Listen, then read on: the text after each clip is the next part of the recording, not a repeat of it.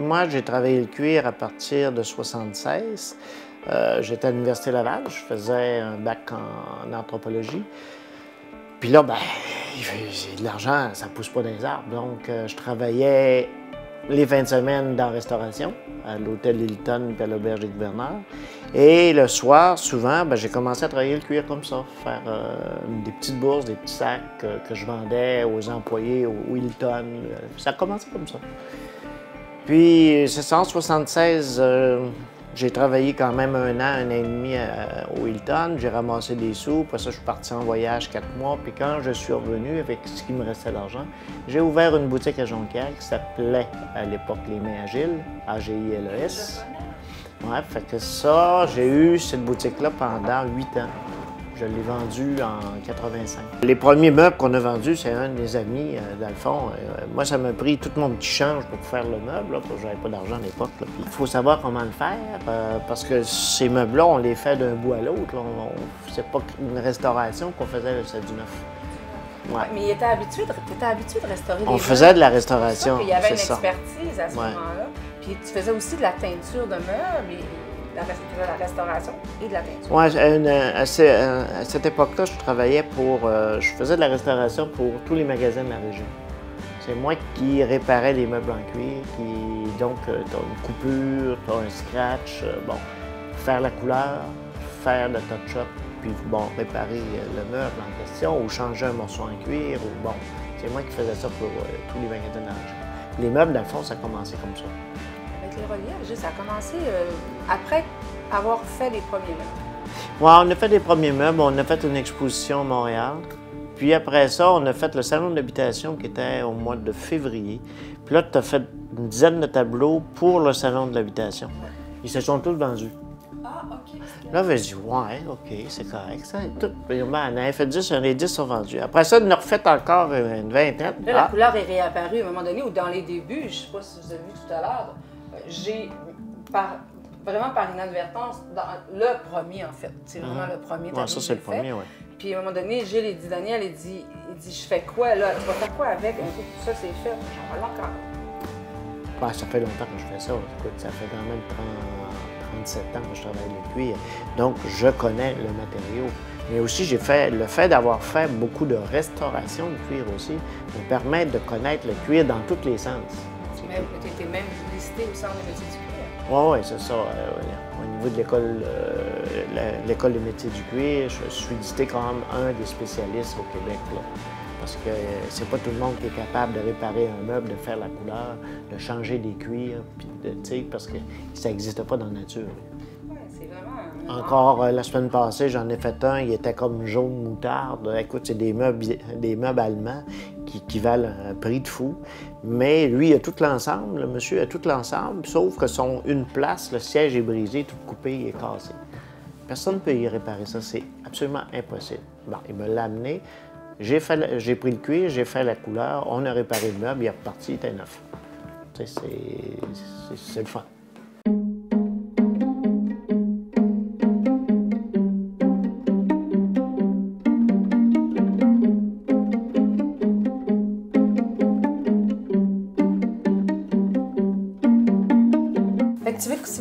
Tu veux savoir, pas comment je fais, mais tu veux que je te montre un peu comment je fais? Bien, premièrement, c'est vraiment super d'être ici dans ton atelier. Merci. Fait que c'est ici, toi, que tu viens, tu travailles tes pièces à toi. Bien, la partie couleur. Okay. Je fais la partie couleur ici seulement. Ici. OK, là, elle fait. Fais-tu celle-là? Elle fait? Oui, ça fait. Je travaille avec différents médiums. C'est des médiums qui sont assez difficiles là, à Donc, c'est avec un linge. C'est avec ça je travaille avec des guenilles. Wow! Mais non, il n'y a pas grand monde qui est supposé de travailler, qui savoir avec comment je travaille. Il n'y a personne qui sait ça. Mais ça, c'est sûr, c'est une petite pièce, là. Ah, on s'entend que... Mais des fois, là, je peux travailler 1 heure là-dessus. Juste sur ça, puis au bout de tissu, là, de cuir. Juste la couleur. Ça, c'est à part les 2 sculptures que j'ai fait avant. C'est à part ma couche de fond. Tu sais, mais là, on dirait que ça va bien. Je sais pas pourquoi. Parce qu'on est là. Et pourtant, c'est rare, il n'y a jamais personne qui est ici. Vous êtes très privilégiés d'être là. Je sais pas, quelle couleur on a fait la fleur. Bon.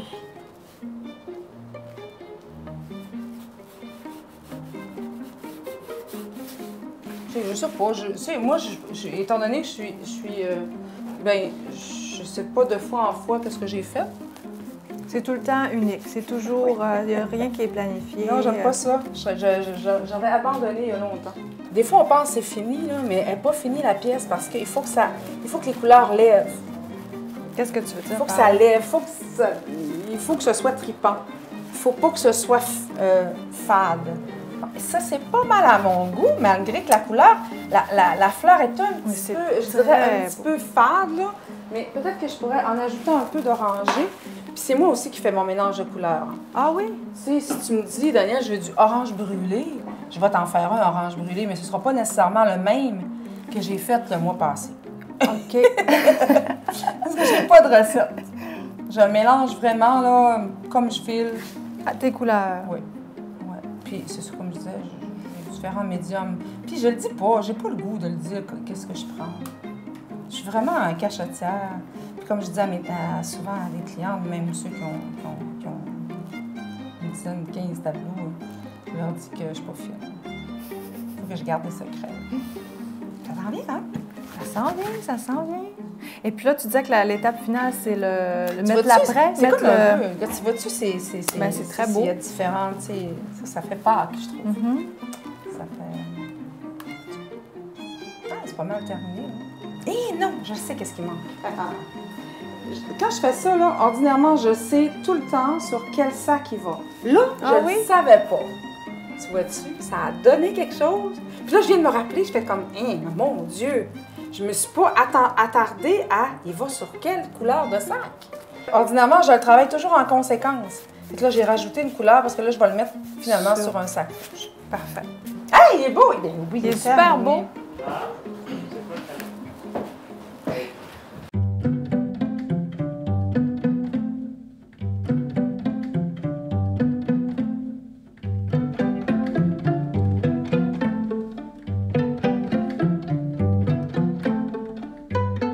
Ici, on est dans l'atelier de couture. Ça, c'est des produits qui viennent d'être terminés ce matin. Vous voyez ici, il y a des machines à coudre. C'est ici que les couturières assemblent tous les produits. OK. OK.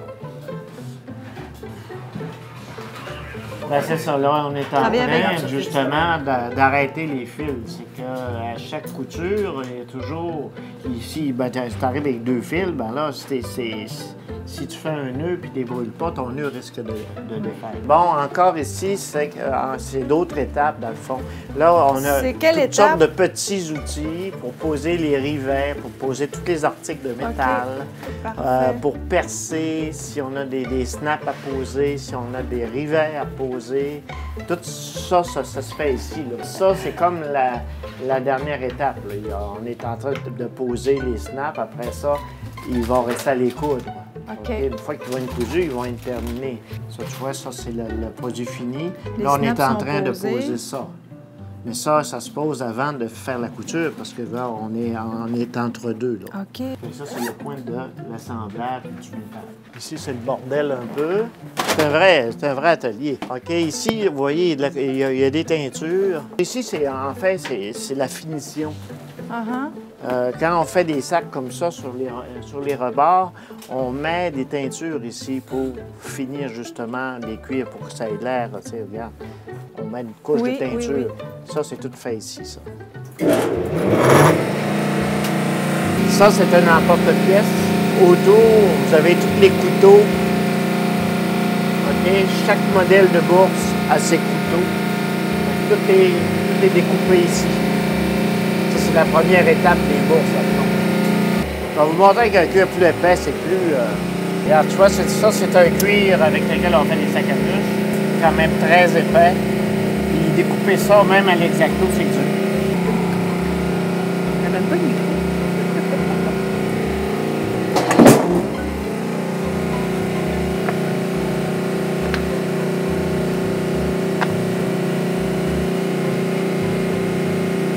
Ça, c'est des machines qui sont à base d'huile. Fait que ça développe plusieurs tonnes. On peut mettre ça des pains de cuir, ça passe au travers pareil. OK, donc on aurait pu faire 10 ou 20... Oui, d'un coup. Ouais. OK.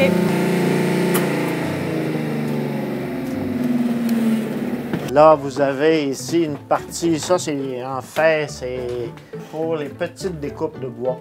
OK. Tantôt, j'avais vu le polystyrène, mais il est Oui. sablé là. Encore une autre pièce. Tous les tissus, les mousses, les faumes. Quand on fait des meubles, on a des coussins. Tu vois, ça, c'est un 3 places que je vais livrer cette semaine. Là, il reste à mettre ça dans des... il y a des housses en cuir qui sont déjà faites, là, puis il reste à les rentrer dedans. On va aller livrer 3 places cette semaine. Fait que ici, vous avez les tissus, vous avez toutes les laines qu'on a besoin, les faumes. Oh, et ça fait quand même pas mal de petites choses. Beaucoup de choses à gérer. Ah mon Dieu, beaucoup d'inventaire, énormément d'inventaire. Mais vous travaillez avec les commandes. Oui, heureusement, on travaille avec, pour la majorité. C'est sûr qu'on fait, quand on fait un salon comme le salon à Montréal, c'est qu'on produit beaucoup de bourses. Bon, c'est sûr, parce que ça te prend un inventaire, puis ça te prend des choses à vendre. Mais à Montréal ou ailleurs, on prend beaucoup de commandes aussi. Parce que les gens, je l'aime, cette bourse-là, mais je l'aimerais mieux dans le brun, moi. Ou, oui, c'est parfaite, sauf que la fleur, c'est pas cette fleur-là que je veux, ça. Fait que c'est un peu toujours ça, là. Fait que, un peu comme quand je faisais des vêtements. Ah, super, tout à fait, ça me fait vraiment très bien, mais j'aimerais ça avoir une poche à l'intérieur. Tu es obligé d'en faire une autre, tu n'as pas le choix. Fait que quand tu travailles sur commande et sur mesure, c'est un peu le principe, là. Fait que c'est toujours un petit peu plus compliqué. Mais par contre, les gens sont très contents une fois que c'est fait. Mais c'est important aussi, l'équipe. C'est important, on ne fait pas ça tout seul, là, parce que... Ah ben non, on ne fait pas ça tout seul, ça prend plusieurs personnes. Ça prend plusieurs personnes Oui. pour arriver à notre produit. On a bien vu tantôt, on a fait le tour. Non, tu peux pas faire ça tout seul. Ça peut se faire. J'ai travaillé pendant des années, je faisais des bourses, des sacs, des chaussures, puis je le faisais tout seul. Mais c'est pas pareil, c'est pas la même production, hein, c'est ça. Ouais. Ça prend vraiment de la passion, hein? Il faut aimer ce qu'on fait. Non, il faut être maso, il faut être fou. Il faut être malade un peu. Mais c'est ça qui est beau. Ouais, il faut être fou, Il fait faut fort. aimer ce qu'on fait. Ouais. Oui, c'est ça. Il faut aimer ce qu'on fait, c'est sûr. Sinon, il n'y a rien à faire. Surtout, ce genre de choses-là, c'est des... Es-tu content? Tu travailles encore le cuir. Non! Faut filmer ça, faut filmer ça.